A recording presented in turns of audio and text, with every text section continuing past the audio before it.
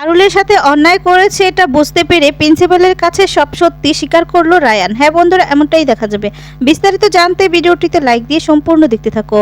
গল্পের শুরুতেই দেখা যায় পারুল নাচে গানে ইউনিভার্সিটিতে মেতে ওঠে, একা হাওয়ার সাথেই নাচতে থাকে। আর পারুল সেখানে দেখতে পায় যে ওর ভাই, ওর বৌদি, ওর বোন আর নাচতে থাকে সবাই। এদিকে মল্লারকে রায়ান বলতে থাকে, এই মল্লার, ও তো হাওয়ার সাথে নাচছে, এবার কিন্তু বাড়াবাড়ি হয়ে যাচ্ছে। আর তখন মল্লার বলছে, তোকে আমি আগেই বলেছিলাম যে এতটা বাড়াবাড়ি করার কোনো প্রয়োজন নেই, কিন্তু তুই তো আমার কোনো কথাই শুনলি না। এখন কি হবে তুই বুঝতে পারছিস? দেখা যাবে পারুল শিরিনকে নিয়ে নাচতে থাকে। এখানে প্রিন্সিপালও চলে আসে। সবাই মিলে পারুলের এই কাণ্ড দেখে রেগে যায়। শিরিনকে শিরিনের বান্ধবী বলতে থাকে, এই শিরিন দেখ না, প্রিন্সিপালও চলে এসেছে। মল্লার আর রায়ানও দেখে অবাক হয়ে যায়, ভয় পেতে থাকে। রায়ানকে মল্লার বলতে থাকে, এই রায়ান, এত বাড়াবাড়ি করলি, এবার বুঝতে পারছিস যে কি হবে? প্রিন্সিপাল স্যার এসেছে, এবার কি হবে বলতো? তো দেখা যাবে পারুল নাচ রেখে রায়ানের দিকে তাকিয়ে দেখতে পায় যে রায়ান দাঁড়িয়ে আছে, আর রায়ানের মাথায় দিয়ে ফুলের মালা পরে দাঁড়িয়ে আছে। এরপর পারুল রায়ানের কাছে গিয়ে বলতে থাকে, তুই তো আমার বর রে, তোকে দেখতে না যা হেব্বি লাগছে। কথা শুনে তো ইউনিভার্সিটির সকলেই অবাক হয়ে যায়। আর তখন শিরিনের বান্ধবী বলতে থাকে, এই শিরিন, ও বর বলছে কেন? আর তখন বলে, ও তো নেশা করেছে। তারপর এদিকে দেখা যায় রায়ান তো অবাক হয়ে যায়, আর রায়ান দৌড়ে গিয়ে পারুলের মুখটা চেপে ধরে। আর পারুলের মুখটা চেপে ধরেই পারুলকে নিয়ে যেতে লাগলেই তখন প্রিন্সিপাল স্যার বলতে থাকে, দাঁড়াও। প্রিন্সিপালকে দেখে চমকে যায় রায়ান। পারুল তখন দাঁড়িয়ে বলতে থাকে, কি হয়েছে? এটা তো নেড়া গোয়াল। পারুল কথা বলায় তখন রায়ান পারুলের কানে গিয়ে বলতে থাকে, এই পারুল, এটা তোর নেড়া গোয়াল নয়, এটা হচ্ছে ইউনিভার্সিটি। তখনই পারুল বড় বড় চোখ করে তাকিয়ে প্রিন্সিপালকে দেখে ভয় পেয়ে যায়। বলতে থাকে যে এগুলো কি হলো? মনে মনে তখন বলছে, কি করলাম আমি, কি করলাম এটা? পরে এদিকে প্রিন্সিপালও অনেক রেগে যায়। রেগে গিয়ে পারুলকে বলতে থাকে, এটা কি নাচ গান করার জায়গায় শুরু করেছো তুমি? তখনই পারুল সাথে সাথে অজ্ঞান হয়ে মাটিতে পড়ে যায়। এটা দেখে সবাই চমকে যায়। এদিকে শিরিনরা সবাই হাসতে থাকে। দেখা যাবে রুকুর উপর খুব জবরদস্তি করতে থাকে রুকুর শাশুড়ি। বলতে থাকে যে, শোনো, এই যে এখানে একটু থালা বাসন, এগুলো কে মাজবে? এগুলো কিন্তু তোমাকে মাজতে হবে। আর তারপরে এই কথা শুনে বলতে থাকে, এতগুলো থালা বাসন আমি মাজবো? গোপালের মা বলতে থাকে, হ্যাঁ খাবে তুমি, তো মাজবে কে? আমি? রুকু বলতে থাকে, না না, আমি কি সেটা বলেছি না? আমি বলতে চাইছিলাম যে আপনারা আমার সাথে এমন ব্যবহার করছেন কেন? আগে তো আমার সঙ্গে এমন ব্যবহার করেননি, হলে আমি কি কোনো ভুল করেছি? আমার সঙ্গে আপনারা ইচ্ছে করে এরকম ব্যবহার করছে? আমাকে এমনিতে বললেই তো, রিকোয়েস্ট করলেই তো আমি কাজগুলো করে দিতাম। আর তখন এই কথা শুনে গোপালের মা রেগে যায়। রেগে গিয়ে বলতে থাকে, তো তোমার কি মনে হয় আমি তোমার গিয়ে পায়ে ধরবো? পায়ে ধরে বলবো যে কাজগুলো করে দাও? তুমি বাড়ির বউ, তুমি কাজ করবে না? কে কাজ করবে? তুমি তো এমনিতেই কাজ করবে, তোমাকে আমি পায়ে ধরে কাজ করাবো কেন? বলছে, না না, আমি কি এমনটা বলেছি নাকি? আর তখন গোপালের মা বলছে, শোনো বৌমা, তোমার কাজের দায়িত্ব না তোমার, তাড়াতাড়ি করে বাসনগুলো মেজে নাও। কাকিমা বলতে থাকে, শোনো, মাছ দিয়ে ভাত খাওয়া হয়েছে, তাই এঁটো লেগে আছে, একটুও যেন ময়লা না থাকে, ভালো করে পরিষ্কার করবে। এ কথা বলে সেখান থেকে গোপালের মা আর কাকিমা চলে যায়। এরপরই দেখা যাবে রানু চলে এসেছে। রানু এসে পড়তে থাকে যে, দিদি তুমি উঠো তুমি, আমি মেজে দিচ্ছি, তোমার করার তো এগুলো অভ্যাস নেই। আর তখন রুকু বলতে থাকে, না আমি পারবো। কথা বলে মাজতে গেলেই আর তখন এটো দেখে রুকুর বমি আসে। এরপর রানু বলছিলাম তো তুমি পারবে না, ওঠো। এই বলে রুকুকে দাঁড়া করে রেখে রানু মাজতে থাকে।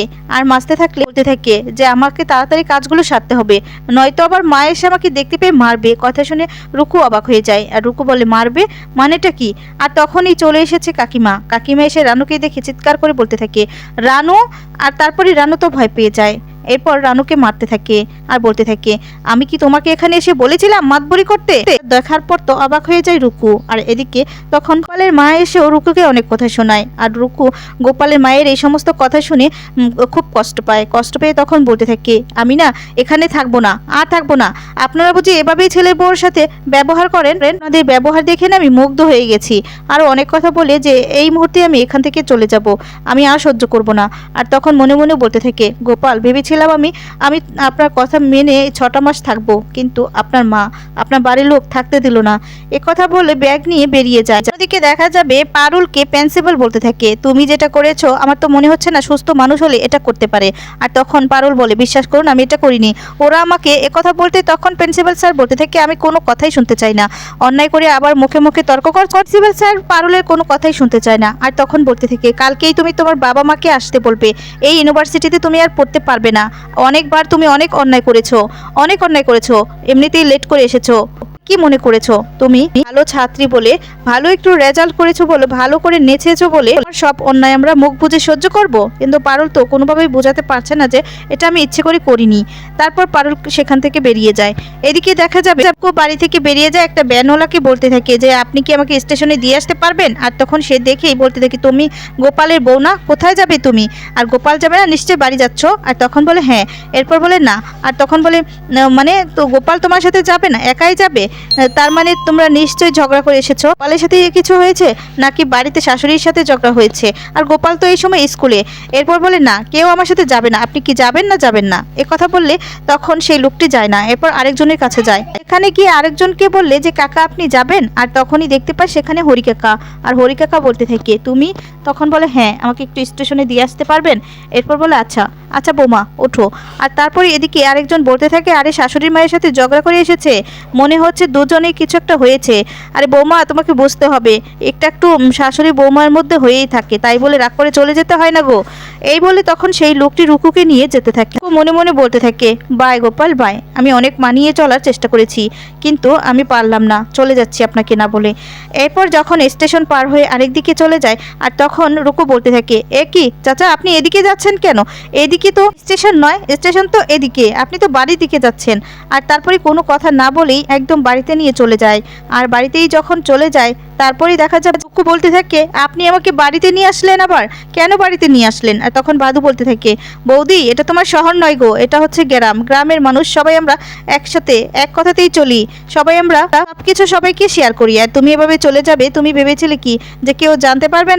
তখন এদিকে সেই কাকা বলতে থাকে যাও বৌমা, শাশুড়ি মায়ের তো একটু বলেই থাকে, এটা তো আর তোমার নিজের বাড়ি নয়, নিজের মা বকাচকা করলে কি করতে, বাড়িতেই তো থাকতে, বাড়ি থেকে তো আর রাগ করে যেতে না, যাও বাড়িতে যাও। বলে যখন বাড়ির ভিতরে ঢুকতে যায় ঠিক তখনই দেখা যাবে গোপালের মা দরজার পাশে এসে বলতে থাকে না তুমি এক পাও চৌকট এগোবে না, কারণ যেই বউ বাড়ি থেকে এভাবে বেরিয়ে যেতে পারে সেই বউকে আমরা আর ঘরে তুলবো না, তুমি বাড়িতেও যেতে পারবে না আর তুমি ঘরেও ঢুকতে পারবে না, এবার বুঝো, এবার বুঝো তোমার কর্মের ফল। এই সমস্ত বললে এদিকে রুকু এই সমস্ত শুনে অবাক হয়ে যায়।